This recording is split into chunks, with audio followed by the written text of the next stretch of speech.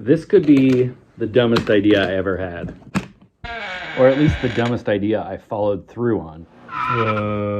Well, maybe second dumbest. And in today's episode of The Final Mile, I'm going to tell you all about it. What is The Final Mile, you ask? It's a series where I take projects that I 95% completed and finally friggin' finished them, often after letting them sit for years. In the first episode of The Final Mile, I finished up this solid rosewood base. And that video is linked in the upper corner of your screen right now. And today's episode also has 4 strings, but it's a different type. Let's get into it. So, I'm just listening to the Aeolian wind harp. I have this sketchbook in which I keep my guitar designs, just rough designs, you see, like concepts. And I had this one that kind of wild. I thought perhaps a neck joint like this could work. There is some old 80s guitar or maybe early 90s guitar that did something like this. Let me look up and see what that was. Okay, it was the Alvera's Dana Scoop from the 94, it looks like. Pretty ridiculous design, prone to breaking, I assume, but I thought I could do something even more radical with this sort of swan neck situation. And in my secret wood room, I had some Australian white oak. I thought it would be the perfect candidate. And so based on the width of that Australian white oak, I drew out this full-size design. I then transferred that design to the oak and cut it out with a jigsaw. And the moment I got through the neck joint, I knew I had f***ed up. Because it just moved. It moved so easily. I was foolhardy for thinking it would work. The Australian oak, super hard, the white oak, but it also was about maybe less than an inch, 3/4 of an inch thick. I made a fretboard out of zebra wood, which is when I found out that zebra wood smells like horse shit. It's really disgusting. It's one of the worst smelling woods I've ever worked with.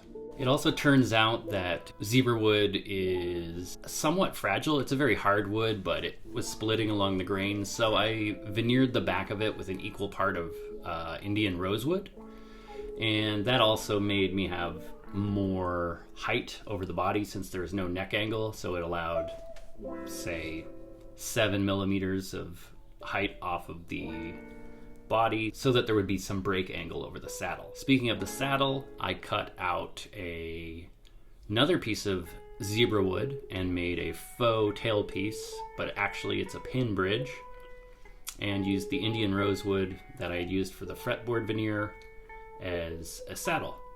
And I also cut out a zebra wood pickguard, let's say, / control plate.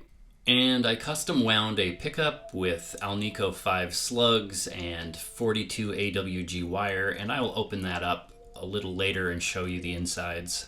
Having established a pickup location and cavity and a pin bridge that required back routing, I had backed myself into a corner yet again.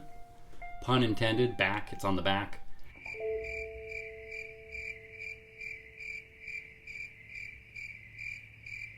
And so I needed to figure out where I was going to put the wiring and output of this thing. I started by finishing out the routing for the wiring, and then I made some cover plates for the routing out of koa and Cambodian rosewood.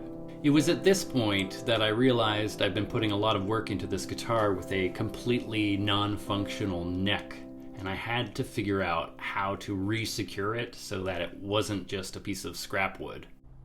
I started by drilling straight through the neck into the body and running a dowel through, but that was hideous. So then I made a 4-layer veneer of zebra wood and rosewood to echo the fretboard, and I bent that and glued it to the entire inside of the bend. Actually, I did this cute detail. And then it was still showing, because that only covered up a certain portion of it, and so I made this little cute little clitoris to cover up the rest of the dowel. Given that was approximately an 1/8 to 1/4 inch dowel with some veneer glued it really didn't seem like it was going to hold up to the shear pressure. So I made an additional structural enhancement, and I added some American white oak, and I carved out this neck reinforcement. Obviously this area right here is the most structurally integral, and the rest is all aesthetic.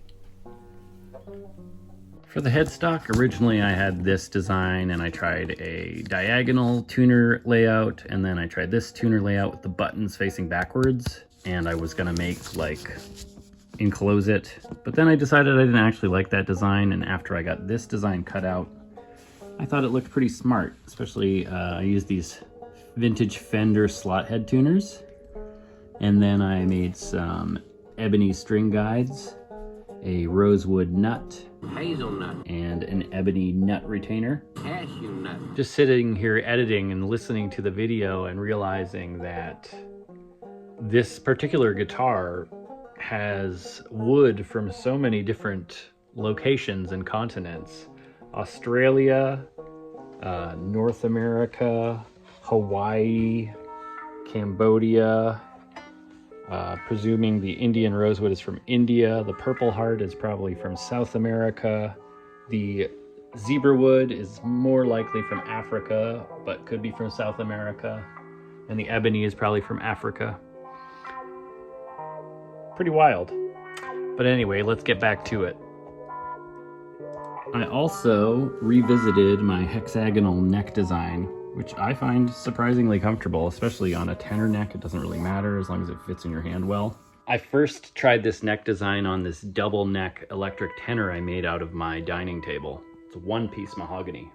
And of course, major bonus points. All you have to do is use a 45-degree router bit and then clean it up with some sandpaper on a sanding block, and you're done your neck carve. The two strap pins are made out of Purple Heart that I ebonized. The right angle, you can see some purple to them. And an amphenol jack connector, because of course the body is so thin that putting a conventional jack, ooh, is that a dent? Dang it. Putting a conventional jack was not an option. At least not an attractive option. I can't feel any dent. It might just be some figuring there. Great. At this point you might be wondering, well, that looks like a finished guitar. What is there really left to do? Well, let me tune it up and show you.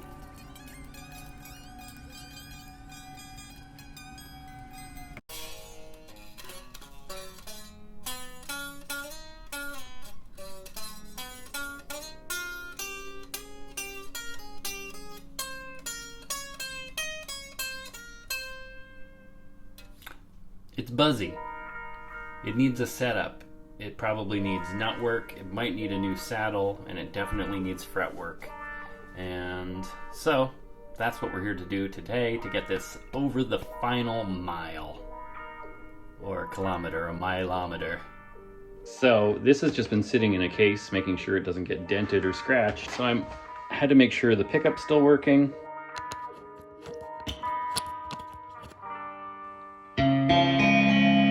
And it is.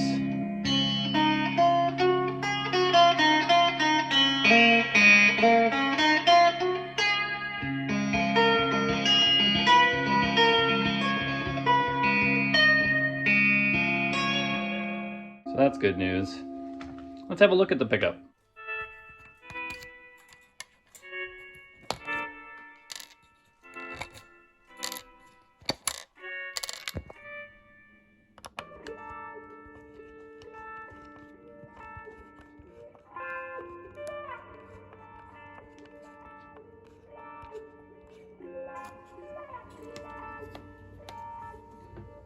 Okay, all zebra wood bobbin. I did a nice job. Good work, me.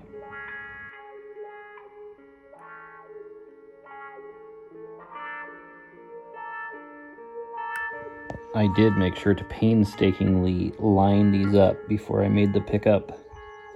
See how they all swoop into each other? I mean, except for at the end here, it gets a little squirrely. But this stuff lined up like the dickens. Now, in all truth, the reason most guitars you're gonna buy new suck is because they've never had a fret level.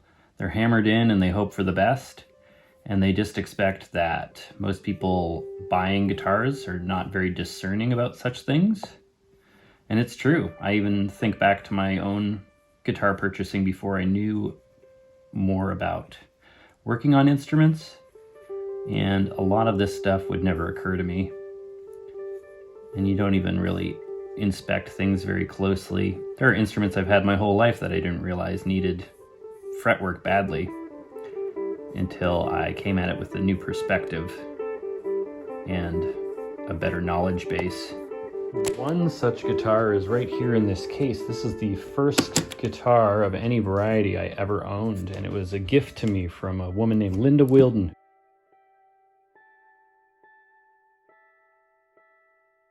And it is a 1974 Fender Mustang. It has been refinished, but it badly needs fretwork. I just played it buzzy as heck, you know? Let's see. See, lots of frets are popping up. This one's going to require a lot of work, and that will certainly be a video in the future. Now, because this one isn't bad, I'm using a semi-worn out set of 220 grit sandpaper, so it's probably almost 400 grit really at this point, but it'll take a little bit longer than using a higher grit, but there'll be less work to smooth out the scratches afterwards.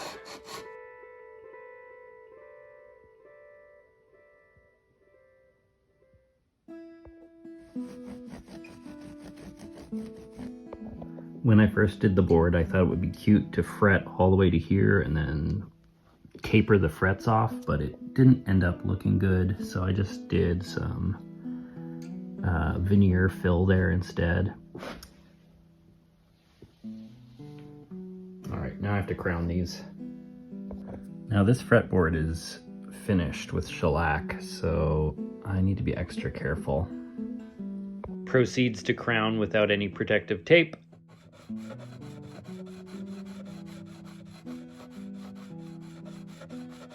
Crowning without protective tape definitely sounds like innuendo of some variety.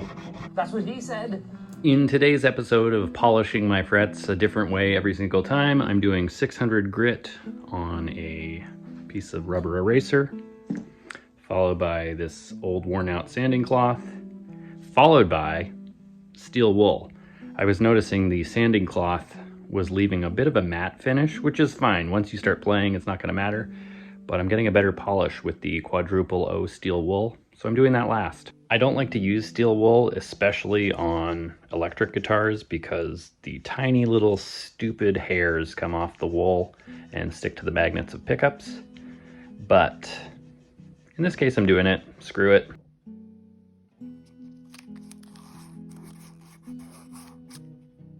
Steel wool, sanding cloth.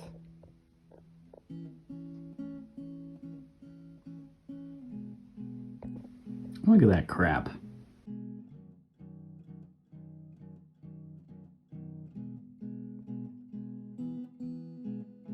Well, hey there, sports fans. I put some strings on this guitar, and I had some really light strings on there. Ooh, look how shiny the frets are. I had some light strings on there, probably the upper strings of a set of 10s, electric 10s, so 10, 13, 17, 23, whatever it might be. This time I went for the next strings up, so it's 13, 17, 24, and 30. So I went a lot thicker. And that will help maintain tension on this 23-inch scale neck, and that will mean that I can have lower action and it will buzz less. I mean, it's a trade-off, low action to the tension of the heavier gauge strings. But let's have a listen.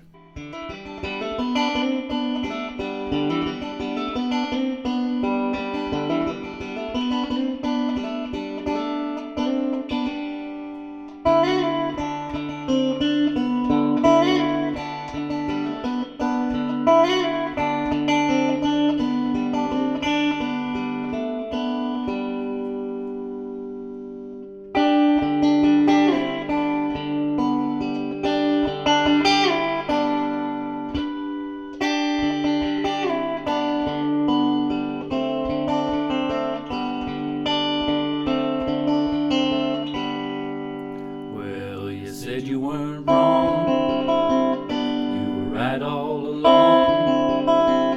In a world where nothing means anything at all.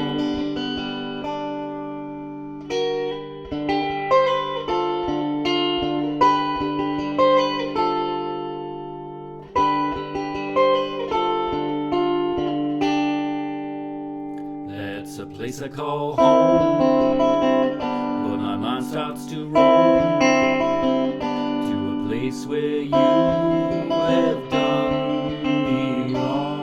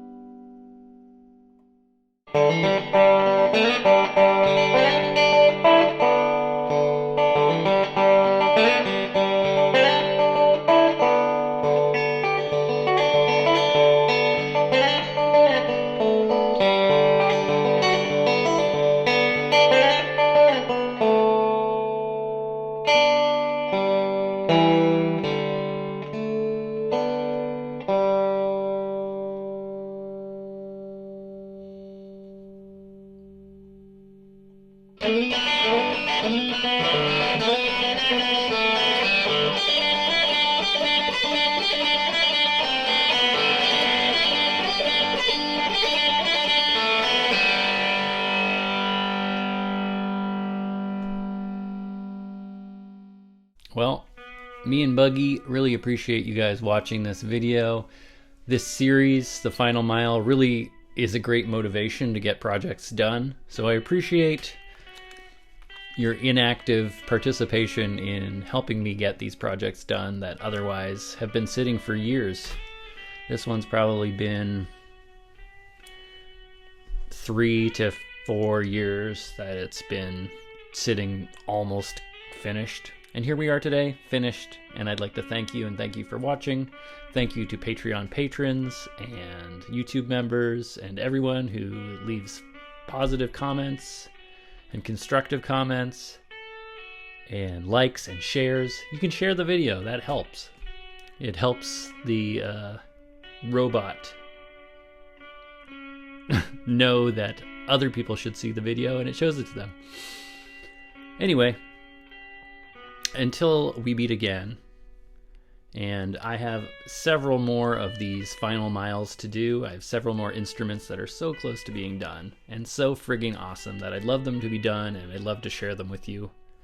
So subscribe if you're not already. You probably are, and I'll see you next time. Far away the noise of time upon my ears fall.